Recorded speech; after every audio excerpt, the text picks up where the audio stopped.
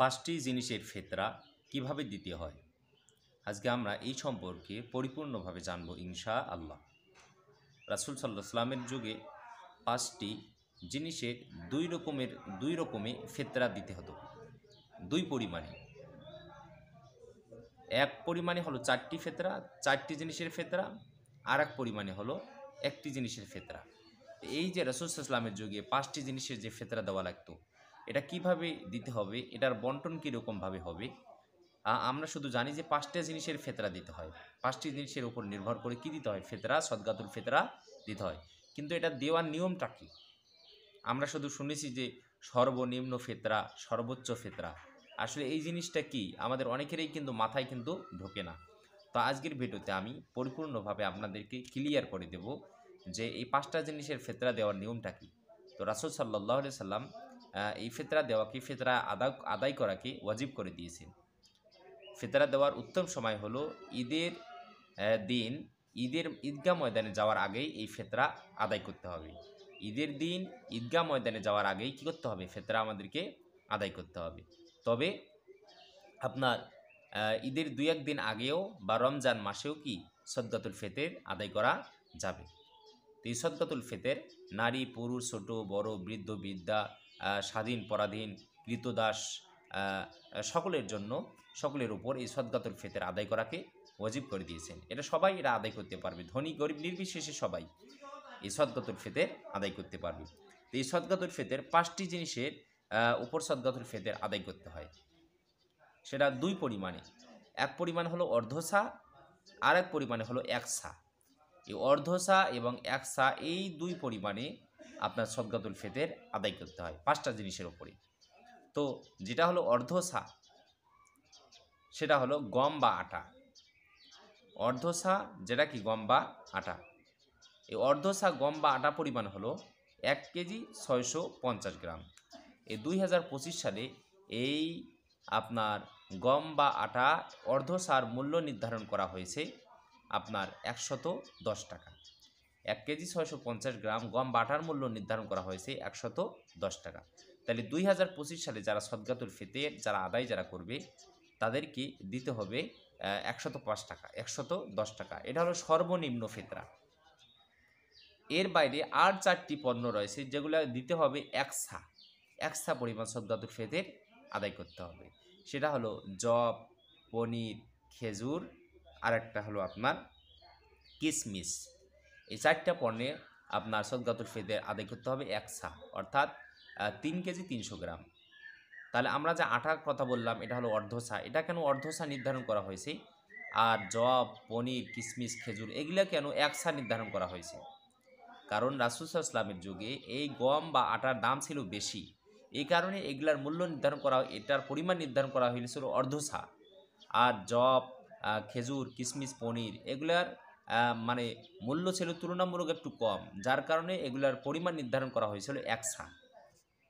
তো আমাদের বর্তমান জামানায় এসে গম বা আটার দাম হলো কম, যার কারণে এটাকে ধরা হয়েছে সর্বনিম্ন ফিতরা।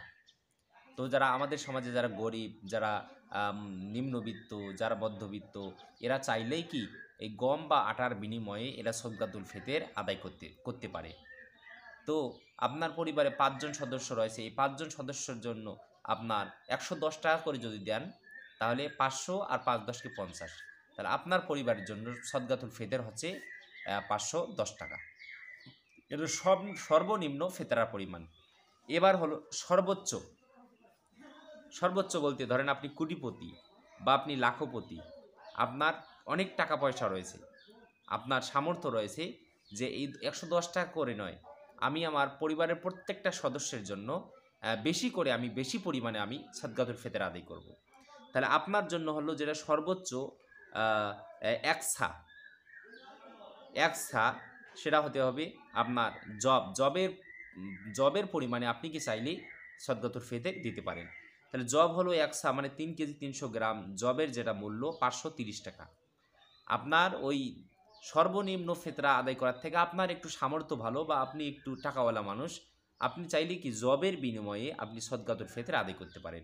তাহলে একসা জবের দাম বা 3 কেজি 300 গ্রাম জবের দাম এই জামানায় এসে 2025 সালে এসে মূল্য নির্ধারণ করা হয়েছে 530 টাকা। 530 টাকা আপনার জবের মূল্য নির্ধারণ করা হয়েছে।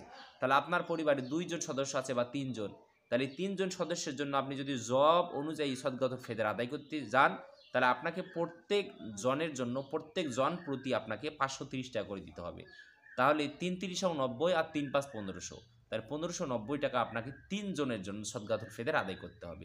তো যতজন হবে ততজনের জন্য 530 টাকা করে 530 টাকা করে 530 টাকা করে জবের বিনিময়ে আপনি চাইলে কি সদকাতুল ফিতর আদায় করতে পারেন। এরপরে দেখা গেল এই জবের থেকে আপনার আরেকটু সামর্থ্য ভালো, আপনি আরেকটু টাকাওয়ালা, তখন আপনি চাইলে কি করতে পারেন, আপনার কিসমিসের বিনিময়ে আপনি সদকাতুল ফিতর আদায় করতে পারেন কিসমিসের পরিমাণে। তাহলে কিসমিস 1 সা মানে 3 কেজি 300 গ্রাম কিসমিসের এই জামানায় এসে দাম হলো আপনার 1980 টাকা। তাহলে আপনার আরেকটু সামর্থ্য ভালো, আপনি চাইলে কিসমিসের পরিমাণে আপনি কি সদকাতুল ফিতর আদায় করতে পারেন। তাহলে কিসমিসের দাম হলো 1980 টাকা। ইসলামিক ফাউন্ডেশন এটা নির্ধারণ করে দিয়েছে। তাহলে আপনি আপনার পরিবারে 3 জন আছে বা 4 জন আছে, প্রত্যেক জনের জন্য জন প্রতি আপনি 1980 টাকা করে আপনি কি সদকাতুল ফিতর আদায় করতে পারেন। আপনার জন্য 1980 টাকা, আপনার স্ত্রীর জন্য 1980 টাকা, আপনার ছেলের জন্য 1980 টাকা, আপনার মেয়ের জন্য 1980 টাকা, আপনার ছোটো মেয়ের জন্য 1980 টাকা, এরকম প্রত্যেক জনের জন্য কি 1980 টাকা করে আপনি সদকাতুল ফিতর আদায় করতে পারেন। এবার দেখা গেল আপনার আরেকটু সামর্থ্য ভালো, আপনি আরেকটু টাকাওয়ালা, তখন আপনি তখন চাইলেই আপনার খেজুরের বিনিময়ে আপনি খেজুরের পরিমাণে আপনি খেজুর দিয়ে আপনি সদকাতুল ফিতর আদায় করতে পারেন। তাহলে আপনার কিসমিসের থেকে আপনার আরেকটু সামর্থ্য ভালো, আপনি খেজুর দিয়ে আপনি কি সদকাতুল ফিতর আদায় করতে পারেন। তাহলে এই 1 সা খেজুরের দাম নির্ধারণ করা হয়েছে আপনার 1310 টাকা। তাহলে আপনার স্ত্রীর জন্য 1310, আপনার জন্য 1310, আপনার মেয়ের জন্য 1310, এরকম করে খেজুর দিয়ে আপনি কি সদকাতুল ফিতরটা আদায় করতে পারেন।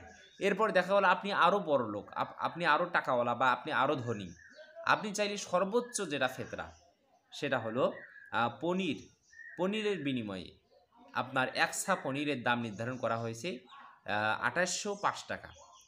আপনি 2805 টাকা আপনি পনির দিয়ে আপনি কি সদকাতুল ফিতর আদায় করতে পারেন। তাহলে আপনার পরিবারের প্রত্যেকটা সদস্যের জন্য 2805 টাকা করে আপনি কি সদকাতুল ফিতর আদায় করতে পারেন। তো এটাই হলো মূলত নিয়ম। যার যেমন অ্যাবিলিটি, যার যেমন সামর্থ্য, যার যেমন টাকা পয়সা, সে ওই রকম অনুযায়ী সে কী করতে পারে, সদকাতুল ফিতর আদায় করতে পারে। আপনার অনেক কোটি কোটি টাকা আছে, এখন দেখা হলো আপনি সর্বনিম্ন যেটা আটা বা গম এর বিনিময়ে আপনি সদকাতুল ফিতর দিচ্ছেন, না, এটা আপনার জন্য ঠিক নয়, এটা আপনার জন্য প্রযোজ্য নয়। আপনি সর্বোচ্চ যেটা পনির দিয়ে 2805 টাকা করে আপনি কি করবেন, সদকাতুল ফিতর আদায় করবেন। দেখা গেলো পনিরের থেকে আপনার আরেকটু সামর্থ্য কম, আপনি তখন খেজুর দিয়ে আপনি সদকাতুল ফিতর আদায় করতে পারেন। আপনার আরেকটু সামর্থ্য কম, আপনি কিসমিস দিয়ে, আপনার আরেকটু সামর্থ্য কম, আপনি জব দিয়ে, আপনার একবারে আপনি নিম্নবিত্ত, তখন আপনি কি করতে পারেন, গম বা আটা দিয়ে আপনি কি সদকাতুল ফিতর আদায় করতে পারেন। এরকম করে এই 5টা পণ্য দ্বারা কি 5 ধরনের সামর্থ্যবান মানুষেরা কি সদকাতুল ফিতর আদায় করতে পারে।